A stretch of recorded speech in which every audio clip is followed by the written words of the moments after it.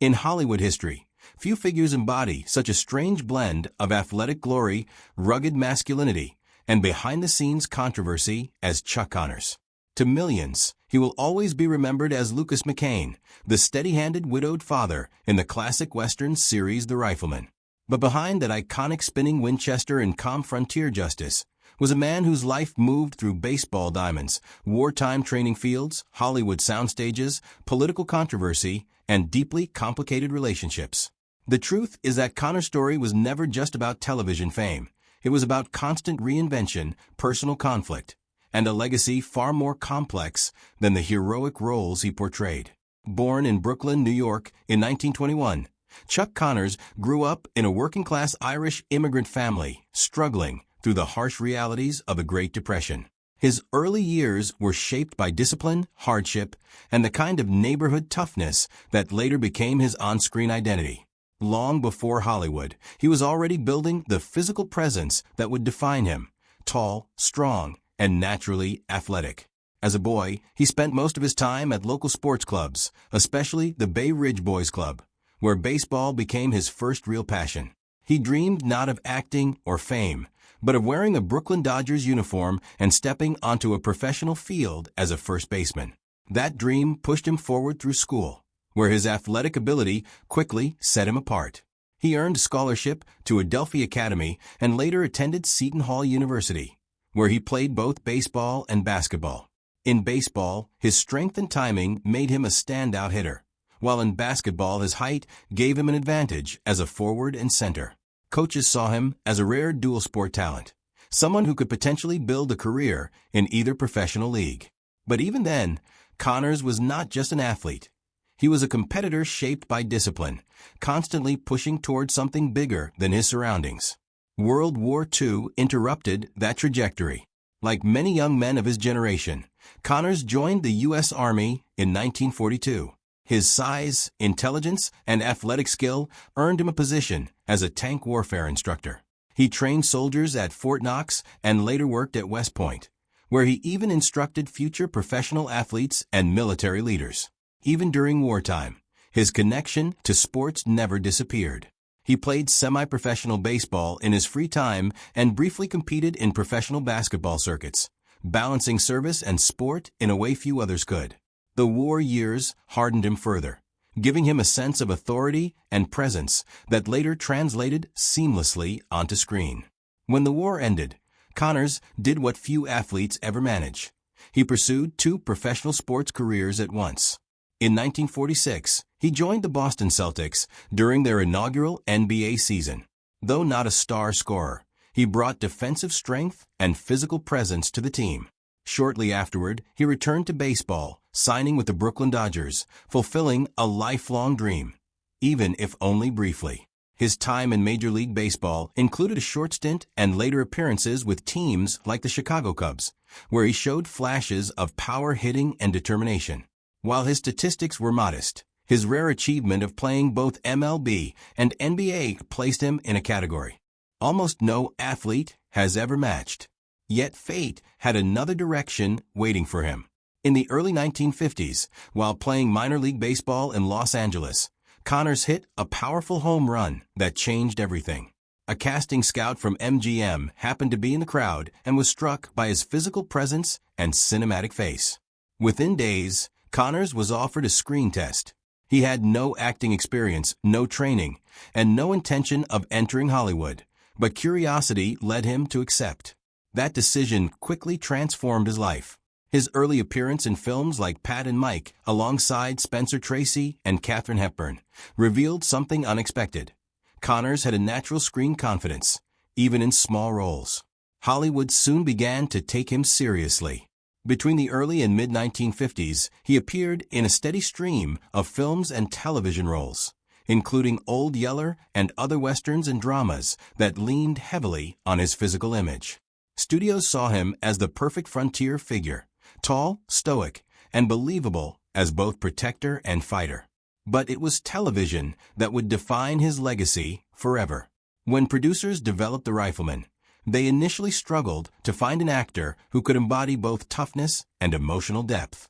Connors stood out immediately.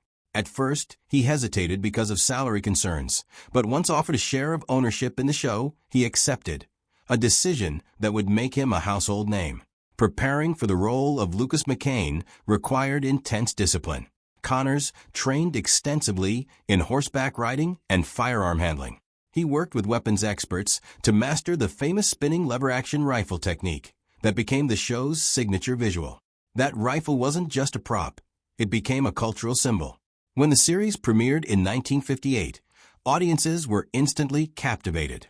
But what made the show stand apart was not just action, it was emotion. Lucas McCain was a widowed father raising a son alone, a narrative that resonated deeply with viewers across America. Letters from single parents poured in, thanking Connors for portraying a father who struggled, cared, and protected without perfection. Behind the scenes, Connors was far more than just the lead actor. He actively contributed to storylines, helped shape dialogue, and pushed writers to create more realistic emotional arcs. He insisted that Lucas McCain not be portrayed as a flawless hero, but as a man capable of doubt, anger, and moral struggle. This creative involvement gave the show its depth and helped it become one of the most successful Western series of its time. At its peak, it reached millions of households and became a defining part of American television culture. However, fame came with consequences. After the show ended, Connors found himself typecast as the Western cowboy. Hollywood struggled to see him as anything else. Offers for similar roles flooded in, but he resisted them, trying to break free from the image that had made him famous.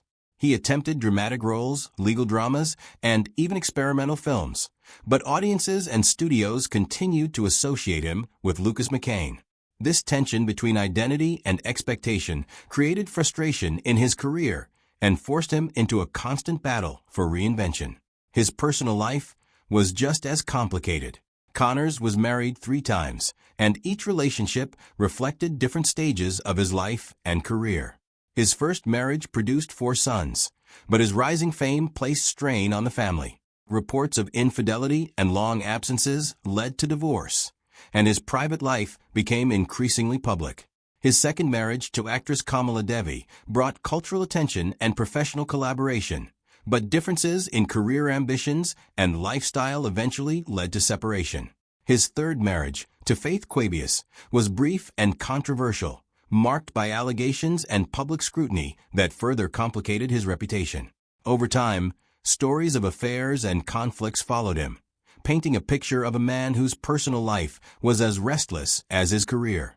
Despite controversy, Connors remained politically outspoken. He supported conservative political figures and openly backed the Vietnam War at a time when Hollywood was largely divided. He participated in public demonstrations and even visited Vietnam, arguing that soldiers deserved respect rather than criticism. These views often placed him at odds with colleagues and industry peers, but Connors never softened his stance. He believed in speaking his convictions regardless of professional cost. One of the most unusual chapters of his life came from abroad. During the Cold War, the Rifleman became unexpectedly popular in the Soviet Union. Millions of viewers watched reruns, and Soviet leader Leonid Brezhnev himself was reportedly a fan. In 1973, Connors was invited to Moscow, where he was treated as a celebrity. He visited the Kremlin, met officials, and even participated in cultural exchanges aimed at easing Cold War tensions. For a brief moment, the man known as the American Western hero became a symbol of cross-cultural connection between rival superpowers. In his later years, Connors continued acting in guest roles across television and film, often playing darker or more complex characters. One of his most notable performances came in the groundbreaking miniseries Roots, where he portrayed a brutal plantation owner, a stark contrast to his heroic Western image. The role demonstrated his range as an actor and earned critical recognition. Yet as time passed, his health began to decline. Years of heavy smoking took their toll, and in 1992 he was diagnosed with lung cancer. He spent his final months quietly, largely out of the public spotlight. Despite illness, he made one final appearance as Lucas McCain in a television reunion project, briefly returning to the role that defined his life. It was a symbolic farewell, an older man revisiting the character that had made him immortal in television history. Shortly afterward, his health worsened, and he passed away later that year at the age of 71. Today, the legacy of Chuck Connors remains layered and complex. He was an athlete who succeeded in 2 professional sports, a soldier who trained during wartime, an actor who defined the Western television genre, and a public figure surrounded by both admiration and controversy. His life was not simply a story of fame. It was a story of constant transformation, shaped by ambition, conflict, and reinvention. And while audiences will always remember the spinning rifle and the quiet strength of Lucas McCain, the real Chuck Connors was far more complicated and far more human than any role he ever played.